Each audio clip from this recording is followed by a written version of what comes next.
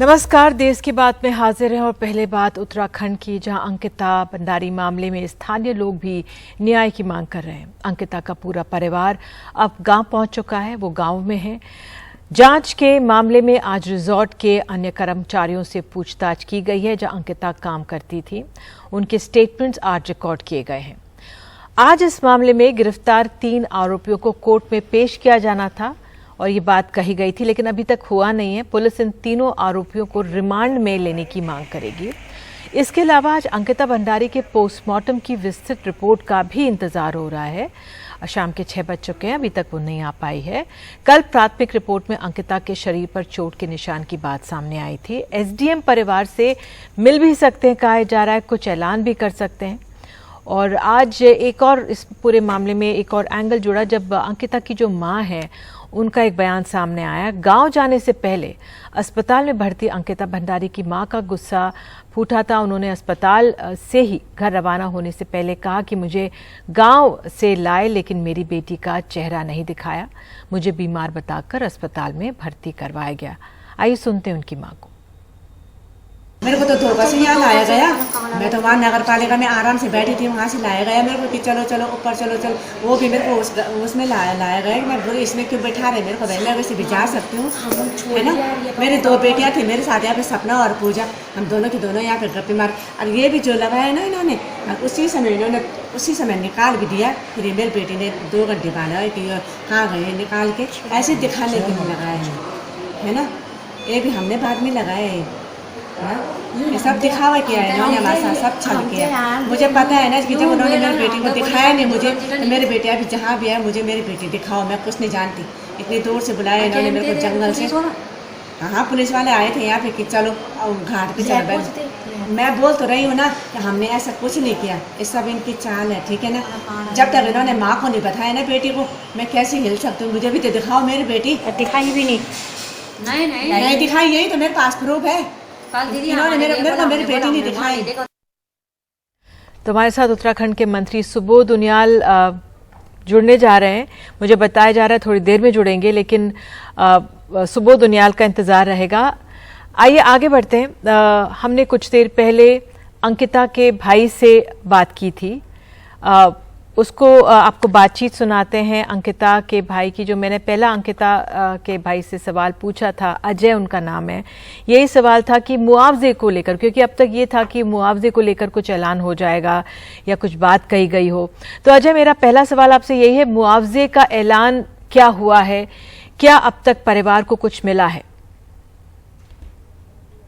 अभी तो ऐसा कुछ नहीं है, क्योंकि हरीश रावत जी यहाँ पे पहुँचे हुए थे, तो उन्होंने सीएम सर को भी अपने जो डिसीजन है वो भी बताए हुए हैं कि किस तरीके से उन्होंने वो चीज़ें करनी है। तो बाकी तो मेरा तो मेन जो फोकस है वो ये है कि इन तीनों को जैसे भी करके फांसी दिलवाई जाए। जी अजय, प्रशासन पुलिस की तरफ से कैसी मदद आपको मिल पा रही है? पुलिस प्रशासन ने तो कहा है कि वो अपनी तरफ से तो पूरी कोशिश कर रही है। जहाँ तक मुझे भी लग रहा है कि काफ़ी सपोर्ट में है पुलिस भी हमारी तरफ। उन्होंने कहा है कि हम न्याय दिलवाएंगे, जैसे भी करके दिलवाएंगे, तीनों को फांसी की सज़ा दिलवाने तक की पूरी कोशिश करेंगे। बहुत दुखद है कि आपकी बहन नहीं रही, अब न्याय की मांग हो रही है। कुछ दिक्कतें लग रही हैं आपको? आपकी चिंता होनी, जब पूरी आपने पूरा काम कर ही दिया, जब इन तीनों ने क्या बिगाड़ा था उसने उन तीनों का। जी अजय, जो आपके आसपास के लोग हैं उनमें भी बहुत गुस्सा झलक रहा है। इस दुख के मौके पर बहुत लोग आपके परिवार के साथ खड़े हो गए हैं आकर। अंकिता के भाई के नाते आप क्या कहना चाहेंगे? आप बस मैं यही कहना चाहता हूँ कि जितने भी उत्तराखंड के निवासी देख रहे हैं, जितने भी देश लोग में ये सब जो लोग देख रहे हैं, उनको मैं थैंकफुल हूँ कि उन्होंने इतना सपोर्ट किया हमको आगे आके। मैं मीडिया को भी बोलूँगा कि उन्होंने आगे आके बहुत सपोर्ट किया हमको, कि जो इस लेवल में ये चीज़ें गई हैं, तभी तो अब आगे जाके ऐसे केसेस नहीं होंगे। अब मेरे साथ तो जो हुआ है वो हुआ ही है, हमारे परिवार वालों के साथ जो हुआ है, तो उसका तो मैं कोई बखान तो कर नहीं सकता हूँ, पर जो अब यह है कि जो आगे भी जिनकी बहनें होंगी, जिनकी बेटियाँ होंगी, कम से कम उनके साथ ऐसा ना हो, बिल्कुल, वो पूर्ण सहयोग करें। हाँ जी, बिल्कुल बिल्कुल। अजय, आप हमारे साथ जुड़े इसके लिए बहुत बहुत धन्यवाद। तो अजय को पूरी उम्मीद है कि न्याय मिलेगा। उन्होंने पुलिस की भी एक तरह से कहा है कि समर्थन दिया है। देखते हैं कब तक इस पूरे मामले में न्याय मिलता है। बहरहाल हमारे कई सहयोगी उत्तराखंड पहुंचे हुए हैं। मुकेश सेंगर पहुंचे हुए हैं। अंकिता पौड़ी ज़िले के धुरो तोक गांव की रहने वाली थी और पहाड़ों पर बसे इस गांव में वो अपने माता पिता और भाई के साथ रहती थी। 1 महीने पहले ही यहां से निकलकर वो नौकरी के लिए ऋषिकेश गई थी। कहा जा रहा है 1 महीने के लिए भी उन्होंने नौकरी नहीं की थी। तो हमारे सहयोगी मुकेश सेंगर ने अंकिता के गांव पहुंचकर वहां पर जायजा लिया है, परिवार से बात की है।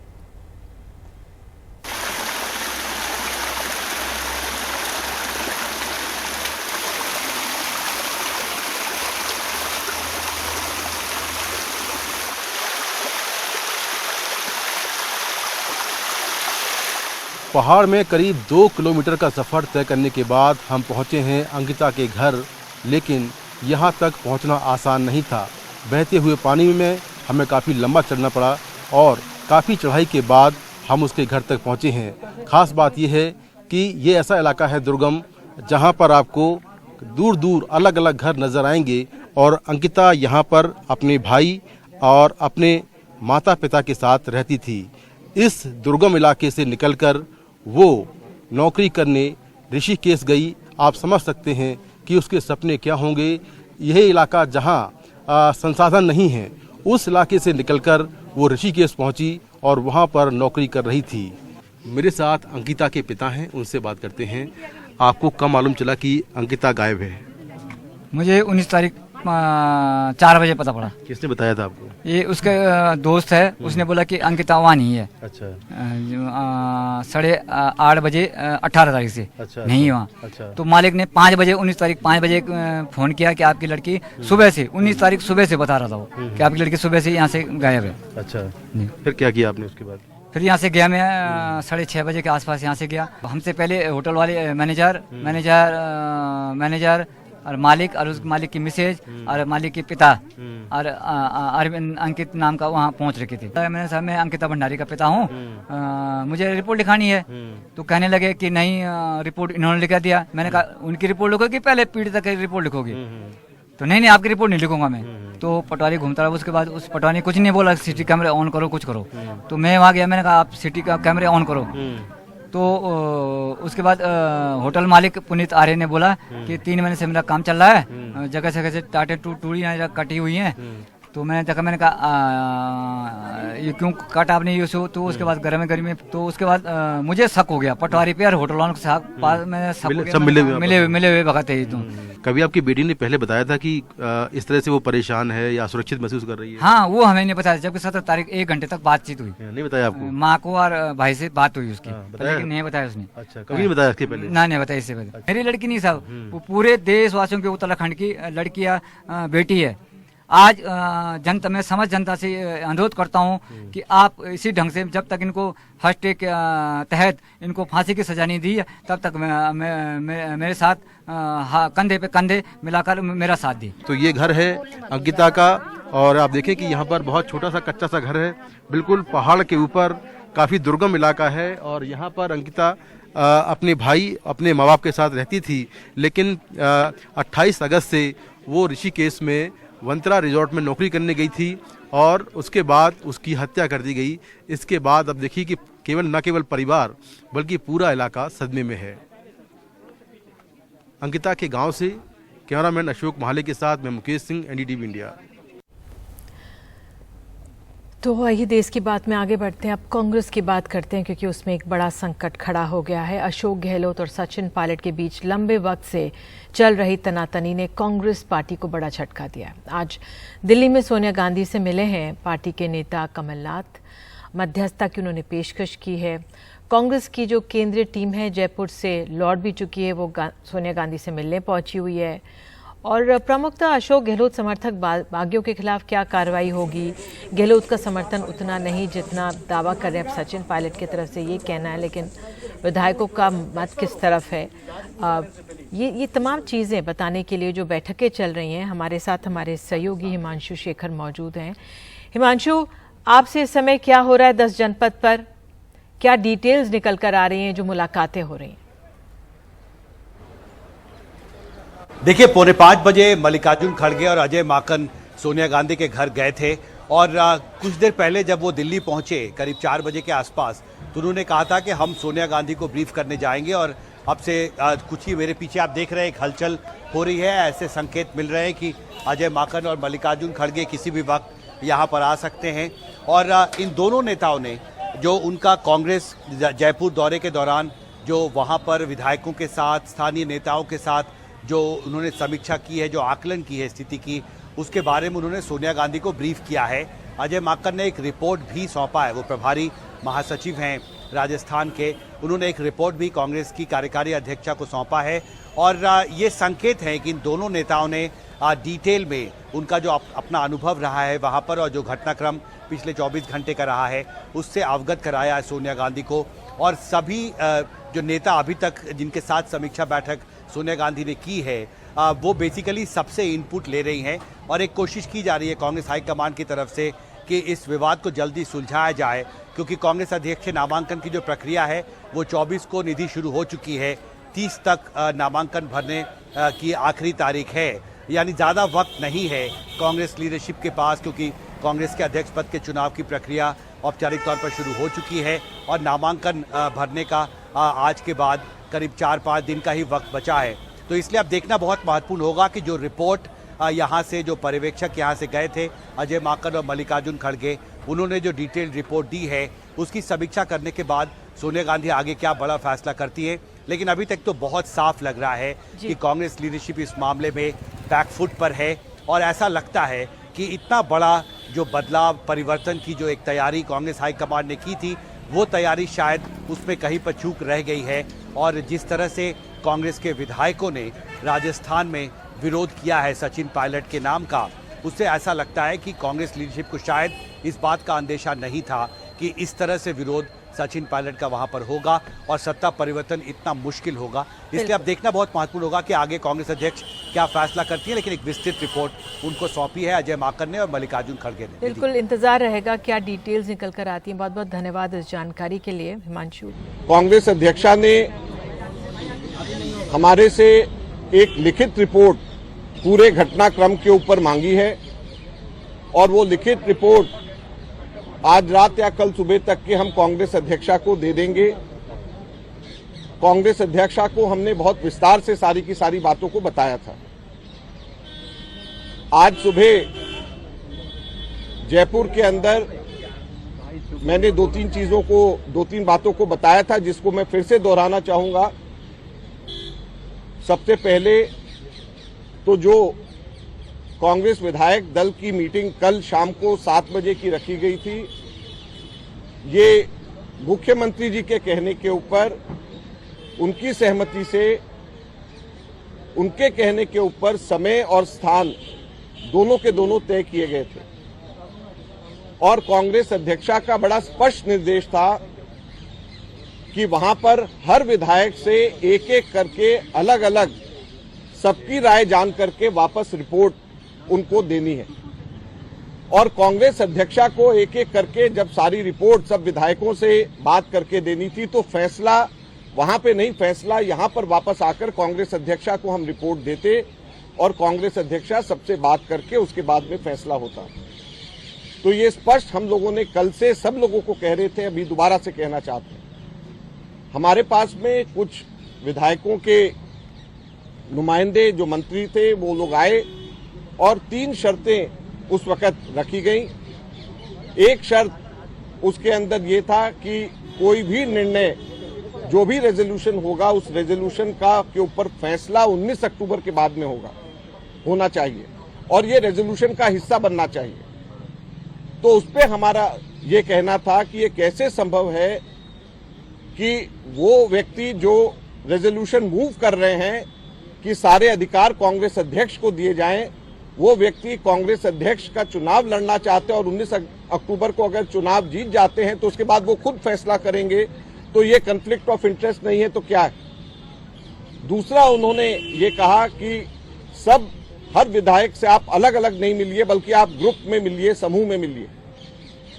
इस पे हमारा ये कहना था कि कभी भी ऐसा कांग्रेस में नहीं होता है कि विधायक दल की मीटिंग के अंदर समूह में बात करी जाए, सब विधायकों से अलग अलग बात करी जाती है ताकि सब लोग फ्री एंड फेयर तरीके से अपनी बात को कह सके। कभी भी ग्रुप में बात नहीं होती। तीसरा, उन्होंने ये कहा कि जो 102 लॉयल जो विधायक अशोक गहलोत जी के खेमे में हैं, उन्हीं में से बनाया जाना चाहिए जो लोग उस वक्त दो साल पहले अशोक गहलोत जी के साथ में थे। तो इस पे हमने ये कहा कि जो भी फैसला होगा, आप लोगों की बात को स्पष्ट तरीके से कांग्रेस अध्यक्षा के सामने रखा जाएगा। हर एक विधायक जो कहेगा वो रखा जाएगा और कांग्रेस में कभी भी जो भी हम लोग प्रस्ताव पास करते हैं उसके साथ कंडीशंस नहीं लगाई जाती हैं, बगैर कंडीशंस के जाती हैं और सारी बातें कांग्रेस अध्यक्षा को बताई जाती हैं और वो फिर अपनी विवेक से और सब लोगों से चर्चा करके, मुख्यमंत्री जी और वरिष्ठ नेताओं से चर्चा करके उसके ऊपर फैसला होता है। तो दुर्भाग्यपूर्ण ये सारी की सारी बातें होने के बाद भी वो मीटिंग नहीं हो पाई। हमने पूरी की पूरी जानकारी कांग्रेस अध्यक्षा को, जैसे मैंने कहा, हमने दिया है। उन्होंने लिखित रिपोर्ट विस्तार से इसके बारे में मांगी है, जो लिखित रिपोर्ट हम लोग आज रात को या कल सुबह तक के हम दे देंगे। धन्यवाद। देखिए एक मिनट, हमने ये सारी की सारी बातें कांग्रेस अध्यक्षा को बताया है। जैसे मैंने सुबह भी कहा कि जब कांग्रेस विधायक दल की औपचारिक बैठक जब करी जाती है, जब कांग्रेस विधायक दल की औपचारिक बैठक रखी जाती है, तो उसके पैरेलल कोई भी और विधायक दल की बैठक के पैरेलल कोई भी और विधायकों की अगर मीटिंग बुलाई जाए तो वो प्राथमिक दृष्टि से इनडिसिप्लिन है, वो प्राथमिक दृष्टि से अनुशासन विरोधी है। तो ये मैंने सुबह भी कहा था, अभी भी मैंने कहा, और ये बात हमने कांग्रेस अध्यक्षा को रखा है और वो रिपोर्ट हम लोग कांग्रेस अध्यक्ष को हम लोग लिखित में रिपोर्ट आज रात या कल सुबह तक दे देंगे।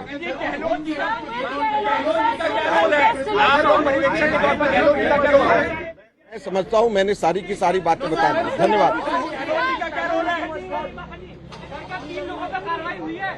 माकन प्रभारी हैं राजस्थान के और अभी उन्होंने मुख्य सोनिया गांधी से मुलाकात करने के बाद उनका जो कहना ये था कि स्थिति उन्होंने स्पष्ट की कि जो कल शाम को बैठक होनी थी, सीएलपी के विधायकों के साथ बैठक होनी थी, जो जगह थी और समय था, मुख्यमंत्री अशोक गहलोत से बात करके ही उसको फिक्स किया गया था। उनका ये भी कहना था, ये भी साफ था कि एक विधायक से अलग बात करनी थी, लेकिन वहां पे विधायक नहीं पहुंचे थे। इंतजार हुआ, हम सब जानते हैं कल रात क्या हुआ। उसके बाद कहीं और ये लोग चले गए, मुख्यमंत्री भी वहां पर नहीं मौजूद थे और फिर कुछ जो नुमाइंदे आए, अजय माकन का जो कहना, उन्होंने शर्तें सामने रख दी। उन्होंने 3 शर्त सामने रखी जो उन्होंने दोबारा दोहराई।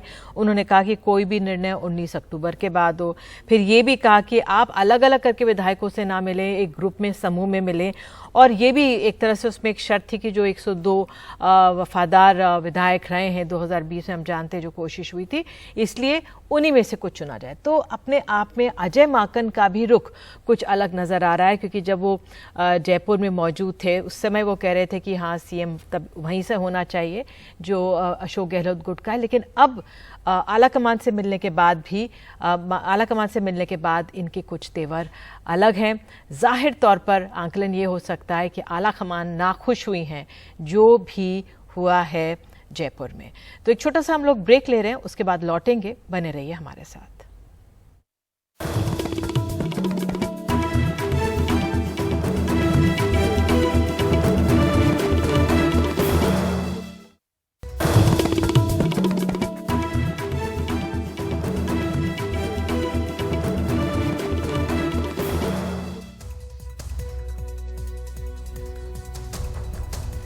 देश की बात में बात अब मध्य प्रदेश की।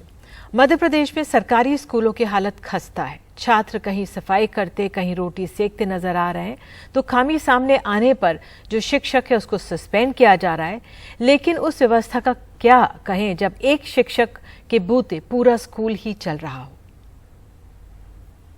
और बचपन से जब मैं पढ़ता था, मैं सरकारी स्कूल में पढ़ा हूं, प्राइवेट स्कूल में कभी नहीं पढ़ा।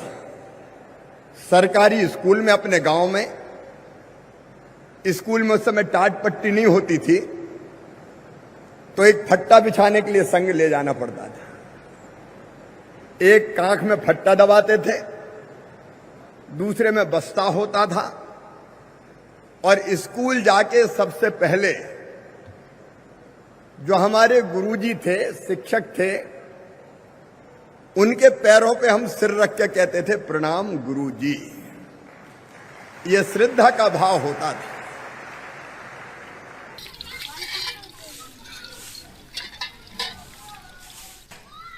अनूपपुर जिले में कोयलारी गांव में 6ठी से 8वीं के बच्चे आत्मनिर्भर बन रहे हैं। वातावरण कुछ मुख्यमंत्री जी के स्कूली वक्त जैसा ही है। रसोई में चूल्हा जलाकर रोटी भी बनाते हैं, छात्रावास के कमरे में झाड़ू भी लगाते हैं। 30 बच्चे यहाँ हॉस्टल में रहते हैं। विकास के शिक्षा अधिकारी को भेज के इसकी जांच करा लेते हैं। जांच बाद सच्चाई सामने आ जाएगी। गुना के चकजग देवपुर गांव के सरकारी स्कूल में 5वीं और 6ठी की छात्राएं कलम की जगह झाड़ू से शौचालय साफ कर आत्मनिर्भर बन रही थीं। हम इस मामले की गंभीरता से जांच कर रहे हैं। अगर इस जांच में सत्यता पाई जाती है तो शिक्षकों के विरुद्ध कड़ी अनुशासनात्मक कार्रवाई की जाएगी। यह जांच पूरी होती उससे पहले गुना जिले के ही चाचौड़ा में मुख्यमंत्री की महत्वाकांक्षी सीएम राइज स्कूल में बच्चे बर्तन धोकर आत्मनिर्भर बनते दिखे। विदिशा के एकीकृत माध्यमिक शाला गुन्नौठा में भी छोटी छोटी बच्चियां स्कूल में झाड़ू लगाकर आत्मनिर्भर बन रही थीं। सिंगरौली जिले के चूरीपाठ में बच्चे आत्मनिर्भर और दयालु हैं। खाना कुत्तों के साथ बांट लेते हैं, फिर हैंडपंप से प्लेट भी धो लेते हैं। वैसे खरगोन जिले के बिजासनी चौकी फालिया के बच्चे आत्मनिर्भर होते होते रह गए। वो झाड़ू नहीं लगा पाते, नलके से प्लेट भी नहीं धो पाते, क्योंकि स्कूल में बिल्डिंग ही नहीं है, सो पेड़ के नीचे पढ़ते हैं। इस मामले में ये स्कूल मुख्यमंत्री जी के सरकारी स्कूल के जीवन से अलग नहीं है।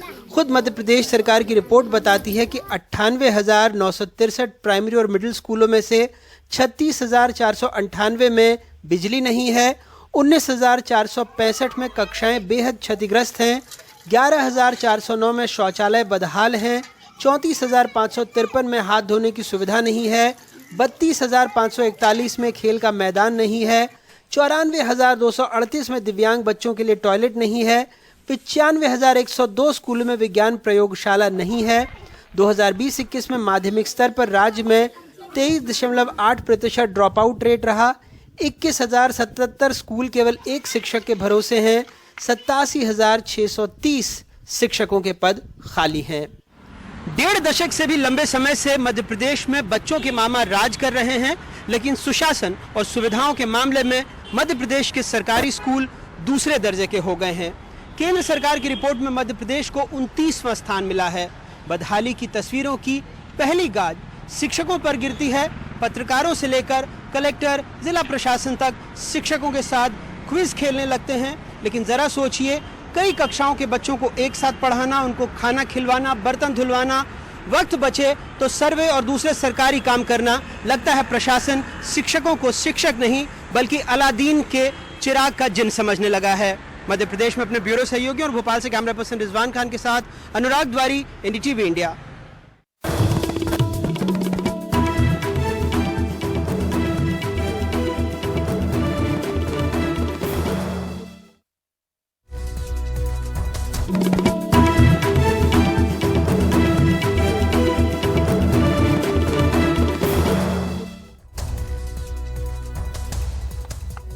गुजरात में अहमदाबाद के सफाई कर्मचारी हर्ष सोलंकी के लिए ये यादगार मौका आज था। वो अपने परिवार सहित पहुंचे दिल्ली के मुख्यमंत्री अरविंद केजरीवाल के घर। हर्ष सोलंकी ने मुख्यमंत्री केजरीवाल को बाबा साहेब की तस्वीर भेंट की। रविवार को अहमदाबाद में सफाई कर्मचारियों से टाउन हॉल मीटिंग के दौरान अरविंद केजरीवाल ने हर्ष सोलंकी और उनके परिवार को अपने घर खाने पर आमंत्रित किया था और ये उसी की तस्वीरें आज जारी की गई। दही हांडी और गणेशोत्सव के बाद अब महाराष्ट्र बीजेपी की नजर नवरात्रि त्योहार पर है। आगामी बीएमसी चुनावों से पहले बीजेपी की ओर से मुंबई में मराठी डांडिया का आयोजन किया जा रहा है। बीजेपी की ओर से ये बताने की कोशिश की जा रही है कि सत्ता परिवर्तन के बाद हिंदू त्योहारों को अहमियत दी जा रही है।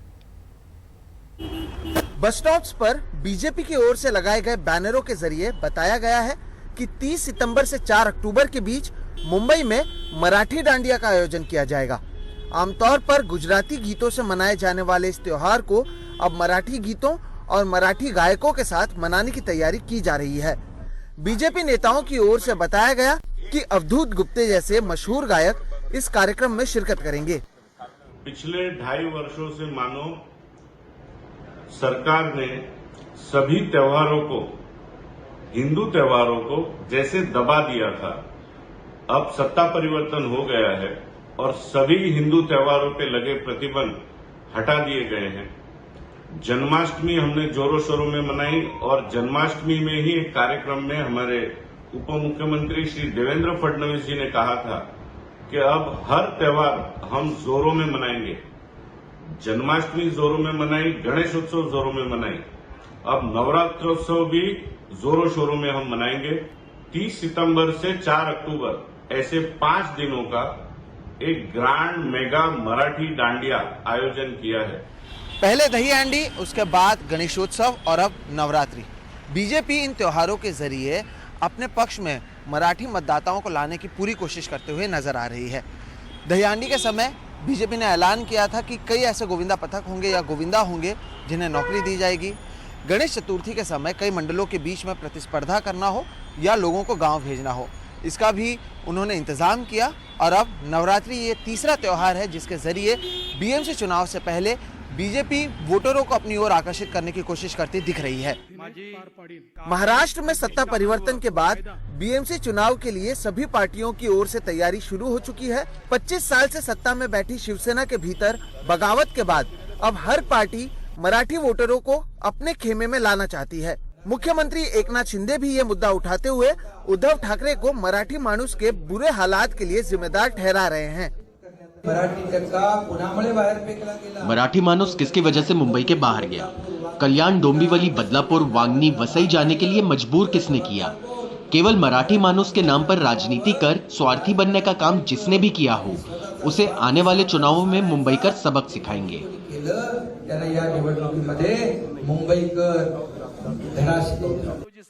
वहीं उद्धव ठाकरे की ओर से भी मराठी माणूस को अपने तरफ खींचने की कोशिश की जा रही है। उद्धव ठाकरे ने हाल ही में जनसंघ पार्टी पर मुंबई को महाराष्ट्र से अलग करने की साजिश करने का आरोप लगाया था। तो वहीं उद्धव गुट का यह भी कहना है कि मराठी डांडिया की याद बीजेपी को चुनाव से ही आई है।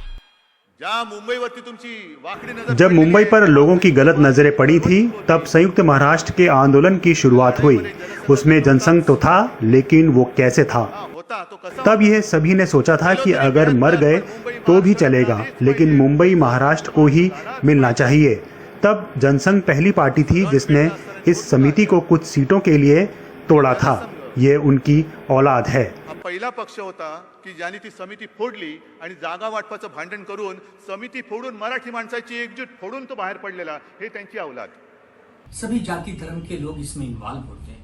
अब मराठी नवरात्रि, मराठी डांडिया, ये सीधा दिखाता है कि आने वाले महानगर पालिका का चुनाव है तो ये उसको चुनाव में उसका उपयोग करना चाहते हैं। तो बीजेपी जहां फायदा है वहां फायदा लेना चाहती है, लेकिन मुंबई करों को, महाराष्ट्र की जनता को सब साफ साफ दिखाई देता है। ये तो साफ है कि बीएमसी चुनावों में हिंदुत्व एक बहुत बड़ा मुद्दा रहने वाला है और गणेश चतुर्थी के समय गृह मंत्री अमित शाह ने मुंबई आकर बीजेपी के चुनावी प्रचार की बिगुल भी फूंक दी है। लेकिन बीजेपी की कोशिश है कि हिंदुत्व के साथ ही मराठी माणूस का मुद्दा भी वो उठाएं। उनको उम्मीद है कि इसके जरिए जो उद्धव ठाकरे का वोट बैंक है उस पर इसका असर पड़ेगा, जिसका फायदा आने वाले बीएमसी चुनावों में बीजेपी को होगा। मुंबई से कैमरा पर्सन प्रवीण जिरोहित के साथ सोहित मिश्रा, एनडीटीवी इंडिया।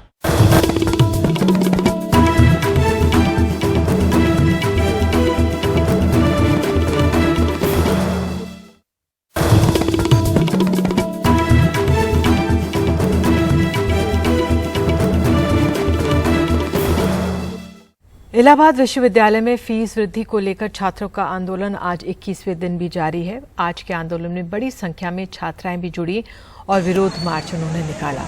आज छात्रों ने विश्वविद्यालय के सभी गेटों पर ताला लगा दिया था। हालांकि बाद में विश्वविद्यालय प्रशासन और पुलिस ने मिलकर ताला खुलवा दिया।